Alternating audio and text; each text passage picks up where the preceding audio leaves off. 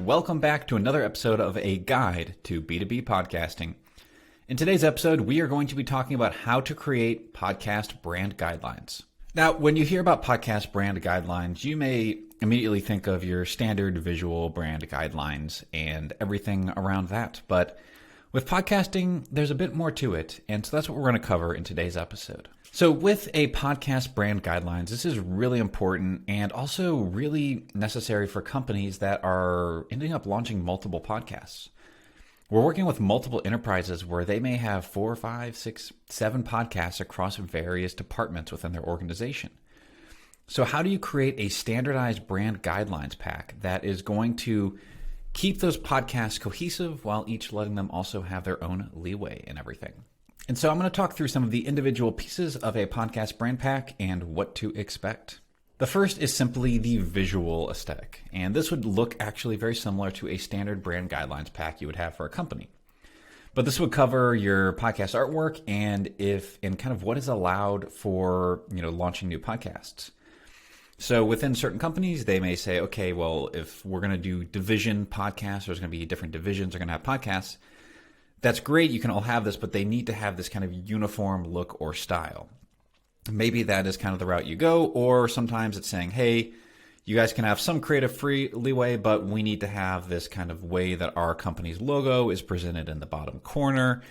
And this is at least like the general style guidelines you need to be within and everything for it. And so the first of this comes really down to similar to the way that you would create a brand guidelines pack for your brand. You're going to create something similar for your podcasting as well. What is allowed, what is not allowed, and how that artwork should look visually for podcasts. So that is the simplest, easiest to do. It's really just an extension of your brand guidelines into a new medium of podcast artwork. Now, the second piece of a podcast brand guidelines is going to be what is about your audio. So some things to look at and consider here is, what styles of music are you wanting? What are you going to utilize there? Again, all of this can hopefully stem from your higher level brand guidelines that you have for a company.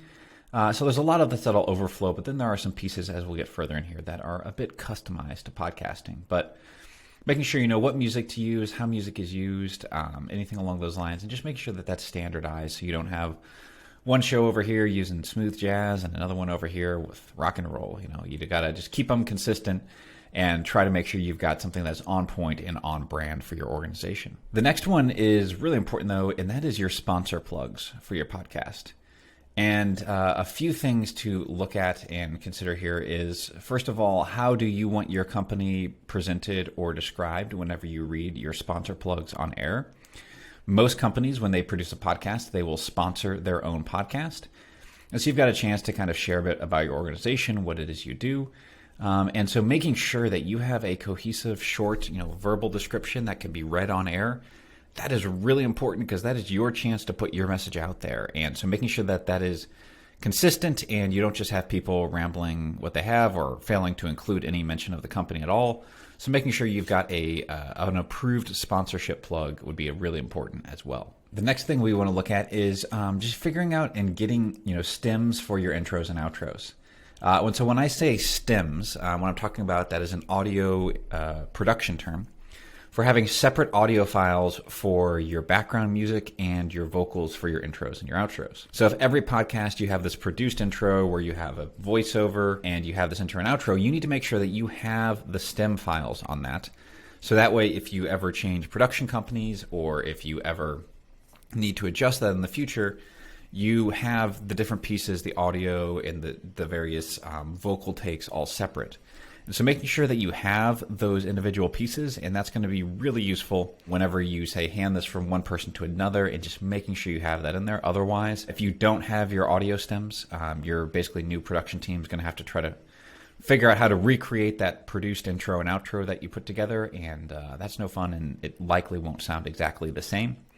So making sure that once you get that intro and outros produced for your shows, you're capturing stems and making sure to save those within your project as well.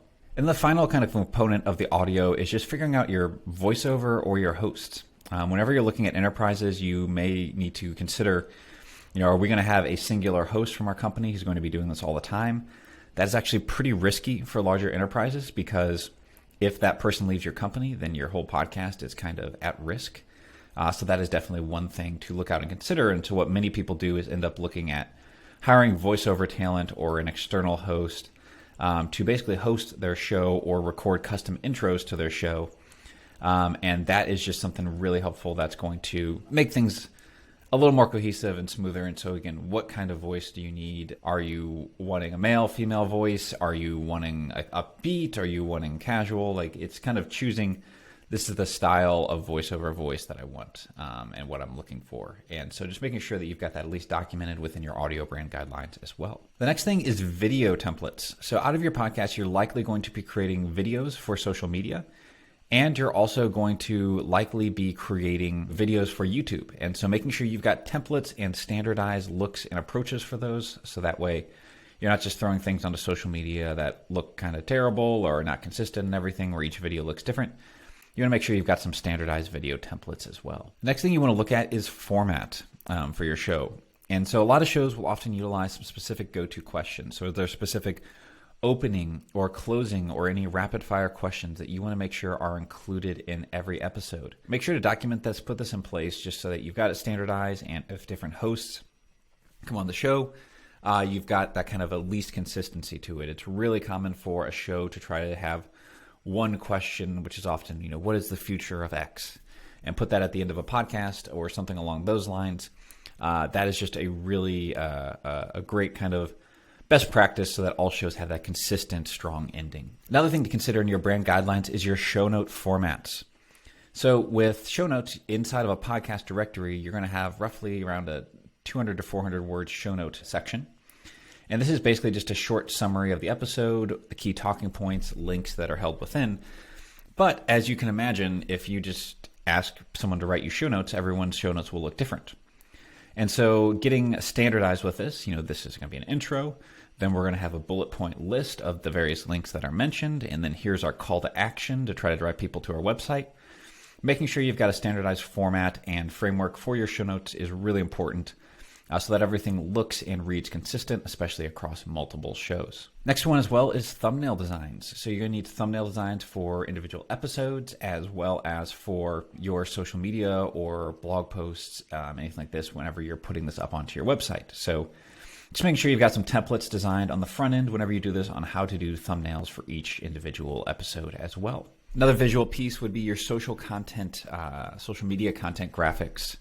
And so that's, again, creating things like quote blocks or audiogram templates, things along these lines. You want to create these on the front end so it's really easy and everything looks consistent and cohesive as you're kind of producing these in ongoing capacity, especially again across multiple shows. There's a million different tools out there for doing audiograms or these quote blocks or stuff like this. And if you just have people that are pulling and using different tools, it's not going to look consistent, and a lot of these things will be off-brand, especially if they're just using random off-the-shelf templates. So you want to design some templates that are on point and on brand for your podcast. And the last part of the brand guidelines is, how is this going to look and sit on your website? Whenever you embed a podcast on your website and you either include the article or the show notes or you have a transcription, how is this going to look on your website? And that may seem easy, but there's so many simple things where these can really start to look different. Even a simple thing like if you're going to put a transcription of a podcast on your website, simple things like, do we bold the name of every speaker as it changes? That something as small as that, like it's just going to look inconsistent. And it's these small things that start to fall through, and then your podcast starts to look not that professionally done. Other simple things is, does the podcast embed go at the top or the bottom of the article? Do we post links to go listen on Spotify, Google, and Stitcher? Do we post links and Apple? Do we post links to go find it on each of the individual shows? How are you actually going to put this onto your site? Are you going to be putting show notes on your site? Are you going to be putting articles on your site?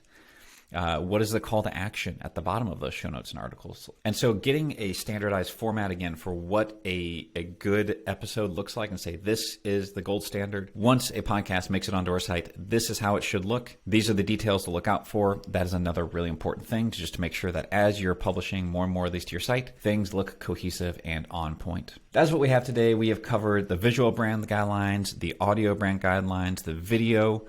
We went over formats and questions, a lot of the show notes and kind of the article embeds and everything around there, as well as thumbnails and social graphic templates. So that covers really a majority of what you should be looking for when it comes to thinking about brand guidelines for your podcast. So again, you can head over to contentallies.com and check out the article associated with this, which will have a full checklist of everything there. Thank you for listening, though, and hope you found this episode valuable and useful.